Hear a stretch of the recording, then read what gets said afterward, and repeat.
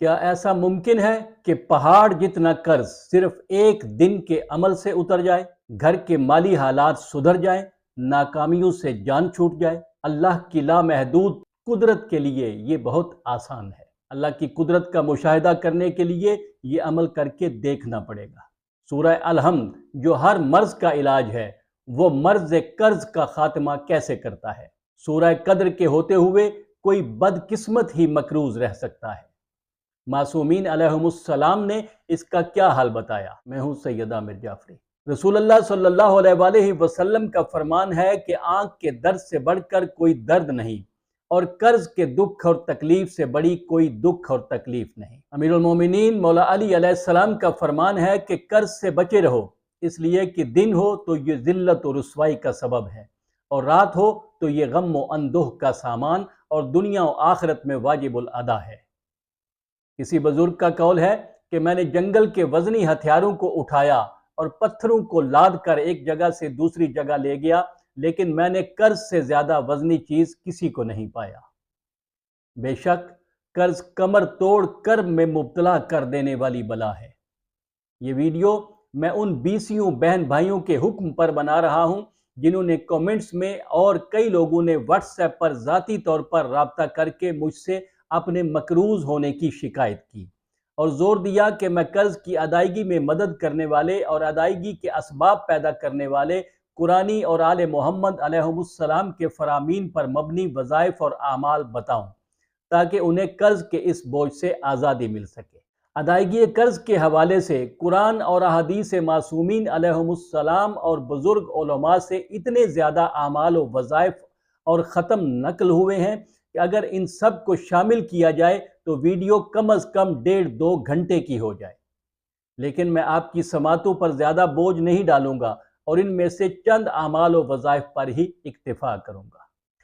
امام جعفر صادق علیہ السلام کا فرمان ہے کہ جو شخص قرضہ لے اور ادا کرنے کی نیت نہ رکھتا ہو وہ بمنزلہ سارق ہے، یعنی چور ہے۔ اگر واپسی کا ارادہ ہو مگر کسی مجبوری کی وجہ سے وقت پر ادا نہ کر پائے تو مجبور قرار پائے گا۔ ایسی صورت میں قرض خواہ کو چاہیے کہ اسے مہلت دے اور سختی سے مطالبہ نہ کرے۔ ایسا کرنے سے اسے ہر روز اتنا ہی مال صدقہ کرنے کا ثواب حاصل ہوگا، اور اگر وہ ادائے قرض سے بالکل ہی مجبور ہو جائے تو وہ عدم ادائیگی کی وجہ سے اللہ تعالیٰ کے نزدیک قابل مواخذہ نہیں ہوگا، بشرطے کہ اس مال کو حرام میں صرف نہ کیا ہو۔ اگر قرض خواہ اسے معاف کر دے تو وہ اللہ تعالیٰ سے زیادہ اجر پانے کا مستحق ہوگا، اور اگر معاف نہ کرے تو اللہ صرف اس کے قرض کا بدلہ دے گا۔ حسین بن خالد سے روایت ہے کہ میں بغداد میں 7 لاکھ درہم کا مقروض ہو گیا۔ قرض خواہوں نے مجھے نہیں بخشا اور وہ بار بار میرے پیچھے آتے۔ مختصر یہ کہ میں ان سے چھپ گیا تاکہ وہ مجھے نہ دیکھیں، اور اسی وجہ سے میں اپنے امام تک نہ پہنچ سکا۔ اس وقت میں نے امام علیہ السلام کو خط لکھا اور اس خط میں اپنا حال بیان کیا۔ آپ نے جواب میں لکھا کہ ہر نماز کے بعد یہ دعا 3 بار پڑھا کرو۔ یہ دعا سکرین پر موجود ہے۔ راوی کہتا ہے کہ میں نے اس دعا کو پڑھا اور دعا مانگتا رہا، اللہ کی قسم میرے تمام قرضوں کی ادائیگی میں 4 مہینے بھی نہیں لگے اور مزید 1 لاکھ کا اضافہ ہو گیا۔ شیخ بہائی نے روایت بیان کی ہے کہ رسول اللہ صلی اللہ علیہ وآلہ وسلم نے مولا علی علیہ السلام سے فرمایا کہ یا علی، قرض کی ادائیگی کے لیے یہ دعا پڑھے۔ یہ دعا سکرین پر ہے۔ آپ نے فرمایا کہ اگر قرض پہاڑ جتنا بھی کیوں نہ ہو تو بھی اس دعا کی برکت سے ادا ہو جائے گا۔ اس دعا کے پڑھنے کی تعداد نہیں بتائی گئی۔ آپ ہر نماز کے بعد اس دعا کی کوئی مخصوص تعداد پڑھنا شروع کر سکتے ہیں۔ ملا محمد صادق عراقی شدید مالی مشکلات اور تنگیوں کا شکار تھے، جن سے نکلنے کا کوئی راستہ نہیں ملتا تھا۔ تنگ آ کر امام زمانہ علیہ السلام سے شکایت کی اور سو گئے۔ وہ خواب میں دیکھتے ہیں کہ وہ امام کی خدمت میں حاضر ہوتے ہیں اور اپنی حالت امام کو بتاتے ہیں۔ امام علیہ السلام نے فرمایا کہ سید محمد سلطان آبادی کے پاس جاؤ اور ان کی ہدایات پر عمل کرو۔ وہ ہدایات یہ تھیں: نمبر 1، طلوع فجر کے بعد اپنا ہاتھ سینے پر رکھ کر 70 بار کہو یا فتح ہو۔ نمبر 2، یہ دعا جو اس وقت آپ کی سکرین پر ہے بار بار پڑھتے رہو۔ اور نمبر 3، اسکرین پر موجود یہ دعا ہر نماز کے بعد پڑھا کرو۔ رسول اللہ صلی اللہ علیہ وآلہ وسلم نے معاذ بن جبل سے فرمایا کہ جب بھی تم قرض دار ہو جاؤ تو سورہ ملک آخر تک پڑھو اور اس کے بعد یہ دعا پڑھو جو آپ کی اسکرین پر موجود ہے۔ آپ نے فرمایا کہ اگر تمہارا قرض زمین کی تمام مخلوق کے برابر بھی ہوگا تو اللہ کے حکم سے تم قرض سے آزاد ہو جاؤ گے۔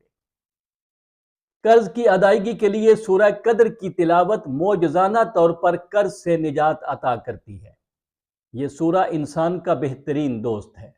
اس سے قرض ادا ہوتے ہیں، روحانی طور پر بلندی اور عظمت ملتی ہے، کامیابیاں ظاہر ہوتی ہیں، عمر طولانی ہوتی ہے، حالات بہتر ہو جاتے ہیں، اور جو کثرت سے اس کی تلاوت کرے گا وہ شہداء اور صدیقین کے زمرے میں خدا سے ملاقات کرے گا۔ قرض کی ادائیگی کے لیے کثرت سے استغفار کریں اور سورہ قدر کی تلاوت کریں۔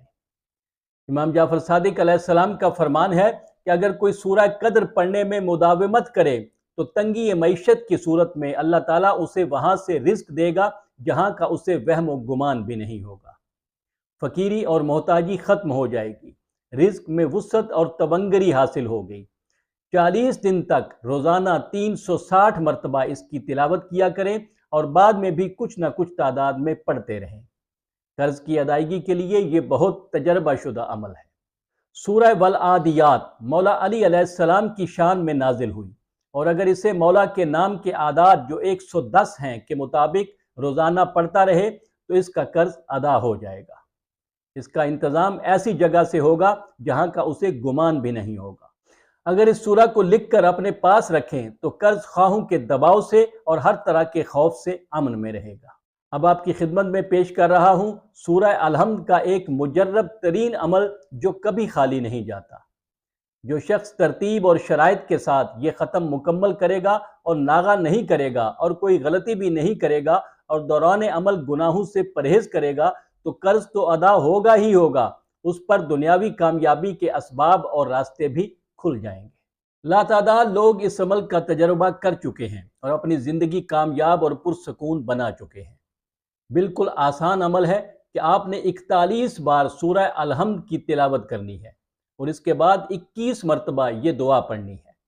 یا مفتح فتح، یا مفرج فرج، یا مسبب سبب، یا مبشر بشر، یا مساہل ساحل، یا متمم تمم، وحسبنا اللہ ونعم الوکیل۔ یہ عمل 41 دن وقت اور جگہ کی پابندی کے ساتھ جاری رکھیں، نتیجہ آپ خود دیکھ لیں گے۔ ادائے قرض اور خوشحالی حاصل کرنے کے اعمال تو بے شمار ہیں، لیکن میں ایک آخری عمل بتا کر آپ کی زحمت کو تمام کرتا ہوں۔ یہ عمل ہماری آج کی ویڈیو کا آخری عمل ہے اور اپنی تاثیر اور طاقت کے لحاظ سے بھی یہ عمل حرف آخر ہے، اور عمل بھی صرف ایک دن کا ہے، جسے بزرگوں نے کبریت احمر کہا ہے۔ یہ عمل ہمارے متعلقہ مقصد کے لیے ہر طرح کی فوقیت رکھتا ہے اور اس کو ہر عمل پر مرتبہ اور فضیلت حاصل ہے، اور دوسرا اس کا یہ فائدہ ہے کہ اس کو ہر مقصد اور حاجت کے لیے کیا جا سکتا ہے، خصوصاً قرض کی ادائیگی، رزق و مال میں زیادتی کے لیے اور دنیاوی فتوحات اور کامیابیوں کے لیے یہ ایک اٹل عمل ہے۔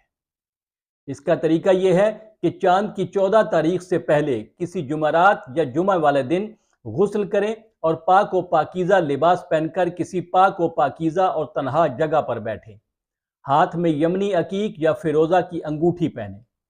عمل شروع کرنے سے پہلے 2 رکعت نماز حاجت پڑھیں اور پھر مکمل توجہ کے ساتھ 70 مرتبہ سورہ الحمد پڑھیں۔ اس کے بعد 100 مرتبہ صلوات پڑھیں اور پھر 79 مرتبہ یعنی 79 ٹائمز سورہ علم نشرہ پڑھیں، اور اس کے بعد سورہ توحید 1001 مرتبہ پڑھ کر پھر 100 مرتبہ صلوات اور 7 مرتبہ سورہ الحمد پڑھیں۔ یہ سب کچھ پڑھنے کے دوران کسی سے کوئی بات نہیں کرنی، اور جب یہ پڑھ لیں تو سر کو سجدے میں رکھ کے اپنے رب سے اپنی حاجت طلب کریں جو اللہ کے حکم سے پوری ہو جائے گی۔ انشاءاللہ پھر ملیں گے۔